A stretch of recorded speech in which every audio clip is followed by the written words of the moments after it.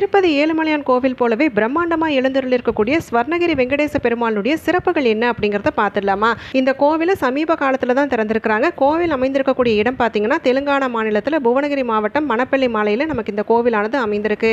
ஏழுமலையான் கோவிலில் எப்படி ஸ்ரீவாரி பாதம் ரொம்ப சிறப்பானதோ அதே மாதிரி தான் இந்த கோவிலையும் ஸ்ரீவாரி பாதத்தில் தொடங்கி 108 படிகள் நம்ம ஏறி போய் தான் வெங்கடேச பெருமாளை தரிசிக்க முடியும். போகக்கூடிய வழியெங்கும் தசாவதார மூர்த்திகளுடைய சிலைகள் ரொம்பவுமே நுட்பமான முறையில் செய்யப்பட்டிருக்கு. 12 அடி உயரத்தோடு கம்பீரமாக நமக்கு வெங்கடேச பெருமாள் காட்சி தராரு. அது மட்டும் இல்லாமல் 40 அடி உயரத்தில் ஆஞ்சநேயரும் இங்கே வீற்றிருக்கிறாரு.